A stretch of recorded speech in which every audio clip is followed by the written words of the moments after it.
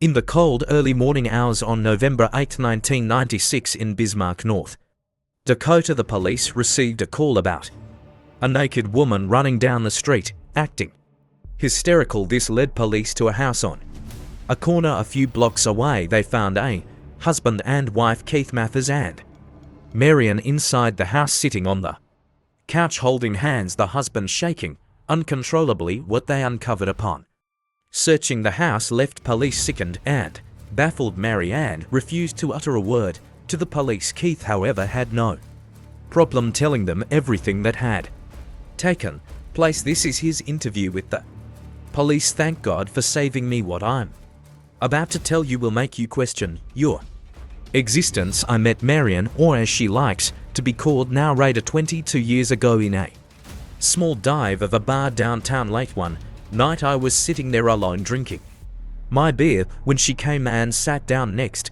to me and said, "I'm going to show you things you wouldn't believe." My first thought was either this woman is going to be exciting or she's just playing crazy. I was 23 years old at the time and I'd never been with a girl or had a girlfriend, so I wasn't sure how to act or what to think. I pretty much let her take the lead. We started going out and a year later we married. Several years went by where nothing much happened. I'd go to work. Welcome to Dark Rot Legends. Where fear takes form and shadows tell their stories. Let's begin. Come home, watch TV, and we'd go out on the weekends. It wasn't until the 5th year we'd been together my life took a drastic turn and something was revealed to me, something truly unbelievable and frightening. I don't remember the exact date, but I remember it was the middle of summer, July. I think I was laying in bed when I heard Marian moving around on the bed more than your usual. Roll over on your side. As she was moving about, I heard her whispering something over and over again. It took me a bit to figure out what she was saying, but she was saying hungry. At first I chuckled, thinking she must be dreaming, when suddenly she sprang up from the bed, took off running out of the room and out the front door. What in the hell, I said aloud as I got up from the bed and ran to the front door to see what she was doing. When I made it to the front door, stepped outside and looked around, she was nowhere in sight. I shouted out to her multiple times but got no answer. After a few minutes I went back inside, grabbed the car keys and decided to drive around to see if I could find her. I drove around for what I guessed to be an hour before finally coming home. I decided to call the police once I made it back home. As I pulled in the driveway I could see the front door was wide open, but the house was dark. I knew before I left I turned off all the lights and shut the door, so I was a little nervous and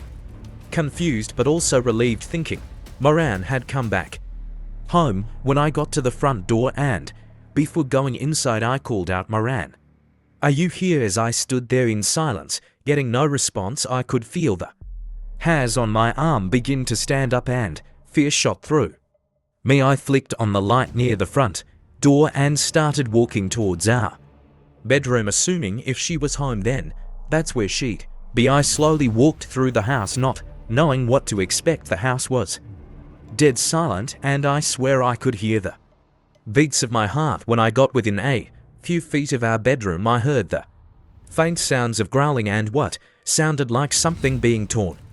I started trembling as I walked into our room and turned on the light. I gasped as I couldn't believe what I was seeing. There on the floor was the naked, bloody body of a young female. Marian was crouched over the body as she slowly raised her head, looking up at me. Her face was covered in blood and a piece of flesh was hanging from her mouth. "Marian, what the hell are you doing?" I asked. She said nothing, just went back to ripping pieces of flesh from the body of the young lady. I noticed Marian looked slightly different as well. The color of her skin had changed to a more yellowish color and she appeared to be slightly bigger in size. I turned to run back to the kitchen to call the police when she jumped up, ran towards me and slammed me into the wall. She got within inches of my face and said, "No, police, Keith." I could see her eye color had changed as well. They appeared to be green. Her normal eye color was Brown Marian, what in the hell are you doing? I asked. Call me Raida, she responded. What are you talking about? I asked. I'm finally transforming Keith, she said as she turned, went back to the body, and continued consuming it. I stood there in disbelief, torn between calling the police and trying to process everything that was happening. I knew I should call the police immediately, but for some reason I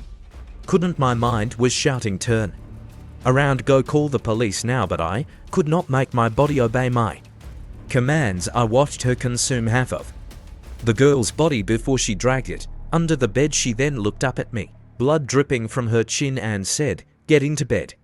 Keith, I said nothing, simply nodded my head and made my way to my side of the bed. It was weird, but when my head hit the pillow, I was instantly outgoing into a deep sleep. Keith, wake up, said Marian. I was startled awake to see her standing over me. For a split second I was hoping what happened last night was a dream. That thought quickly diminished as I saw she was naked and looked as if she'd purposely covered herself in the young lady's blood. Oh Marian, what have you done?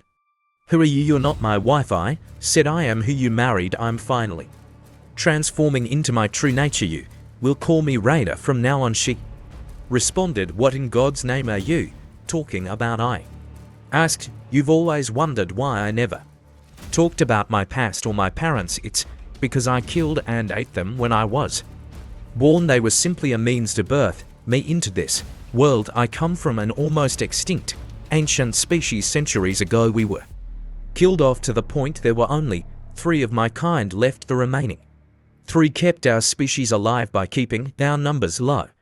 They would breed with a human using her body to birth us, so we are able to feed immediately upon birth. When we come out, we do not look like others. Our true selves are terrifying to humans, she said. I laid there in utter belief as she told me this. After what I saw last night, anything was possible. I thought, once I'm done feeding on the body of that girl, you will find me another female and bring her home alive.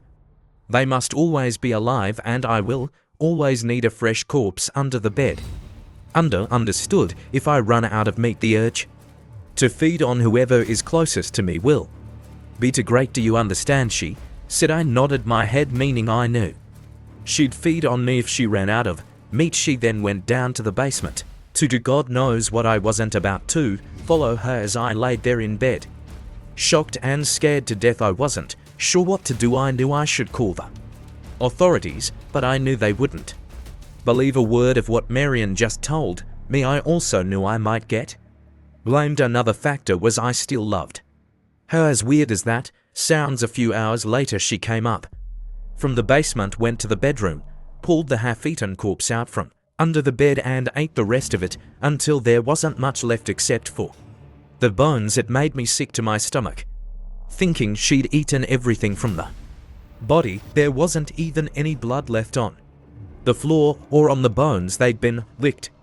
clean. I sat at the kitchen table for hours that day staring at the wall. I was not myself. I felt empty and lost. My mind was gone. When the sun started setting, Marian came into the kitchen and said, Keith, go find me more meat tomorrow. I'll need it every 3 days, and sometimes I will go with you. I looked at her and said nothing, simply nodded my head. She then turned, started walking back to the bedroom. As she said, get rid of the bones from this one. As well, tears shot through me as I was actually considering doing what she told me. There was still a small part of my mind saying, you can't actually be serious about helping her, but it was like I couldn't control myself. The following day must have been Sunday, because I had the day off from work. I didn't sleep at all the night before, as I couldn't stop thinking about what I was about to do. After a while my thoughts turned to how I was going to go about getting her more meat, as she called it. When I got out of bed that morning, I could sense something inside me had changed, and not for the better. I put the bones from the girl into a garbage bag, ate breakfast, then made my way to the local hardware store to buy the tools I'd need to go get her more meat. Once I picked up the necessary tools I need, I set off. I knew I had to leave Bismarck to find her more meat and The further away from our hometown the better. Sometime later I started calling the girls I kidnapped for her meat, as it made it easier for me not to think of them as fellow humans. I drove along I-9 before until I came to Jamestown, quickly stopping to toss the bag of bones into one of the many ponds along the way. When I arrived, it was getting to be dusk and I planned on going to the university to find her meat, as I knew there'd be plenty of options there. I must have circled the dorm buildings around the university 100 times, sweating bullets before I made the decision to just do it. I picked a dorm that was closest to the main road and wasn't well lit. There were a lot of girls coming and going as I parked, so I decided to wait until later in the night when I could catch a girl by herself and in an area that appeared to be the best spot to grab someone based on where I was parked. After several hours I could see things had died down. I got out of my car, opened the trunk, grabbed the wooden axe handle I was going to hit the girl over the head with, walked over to the large tree I planned on hiding behind and stood there waiting. About 20 minutes later I saw a girl heading my way from the opposite direction. I stood there as my knee shook wildly. I was scared to death but just couldn't stop myself when she passed the tree with her back to me. I quickly ran up behind her and swung the axe handle as hard as I could. I heard a loud thunk as it struck home. The girl crumpled to the ground. In an instant I bent down, picked her up, threw her over my shoulder in a fireman's carry and walked as fast as I could towards my car without looking behind me. Adrenaline shot through me like nothing I've ever felt. I won't lie, it felt exhilarating. Once I made it to the car I set her down in the trunk, then tied her hands, feet and gagged her. Before closing the trunk I checked to see if she was still breathing, and she was. As I drove home along the interstate, a million thoughts went through my head.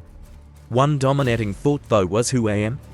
I didn't recognize myself. This was not something I ever thought I'd be capable of doing. As I pulled into the driveway, Mary came bursting out the front door with a sinister, excited look on her face. As I stepped out of the car she said, Did you get me one, Keith?" "Yes, Marian, I did," I replied. "I told you to call me Raida," she said angrily as she glared at me. I was scared of her, so I said nothing as I went and opened the trunk to show her what I'd brought home. "Bring her inside and put her in the basement. I will start consuming her tomorrow," said Marian. I opened the garage door, pulled inside and closed the door before getting the meat out of the trunk.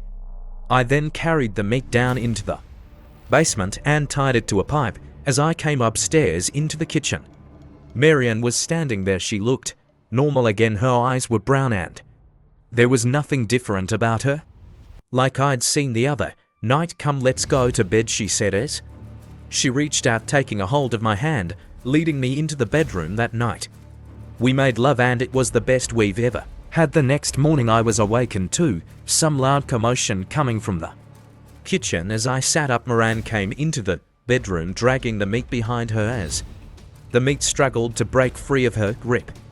I saw Marian's eyes and appearance had again changed. I knew what was about to happen and I didn't want to be around when it did. I got up quickly, got dressed and left the house. As I opened the door leading to the garage, I heard the most hideous screams I've ever heard in my entire life. It went on like this for years, with Marian coming with me from time to time to catch her meat, which was always a horrific experience, being she couldn't control her urges. That is, until you guys came bursting into our house. That I thank you for. I'm tired and just wanted it all to end. I've driven as far away as Oklahoma, Alabama and even Winnipeg to find her more meat so I was not to get caught. When she'd finished consuming one, I'd put the bones in a garbage bag and toss them somewhere along the way. As I went to find her another piece of meat, she always had to have a fresh corpse under her bed. The girl you found running down the street happened because I purposely left her untied in the basement. One thing you wouldn't notice unless I tell you, Marian has not aged today since she ate the first girl. I began noticing this years later. After that day, the police found a half-eaten corpse under their bed. It turned out to be College student Amy Lee from Montana State University who had vanished from campus days. Earlier authorities repeatedly tried questioning Marian, but she would never speak a word. She was eventually put into the state's mental health facility, and there she resides today. She's not allowed to leave her room as she started biting other patients, taking pieces of flesh out of them as soon as she arrived. Keith took his own life in jail 1 week after he'd been arrested. For more scary horror stories, please subscribe, like, comment. Thank you for joining Dark Rot Legends. Subscribe for more tales of terror. If you dare.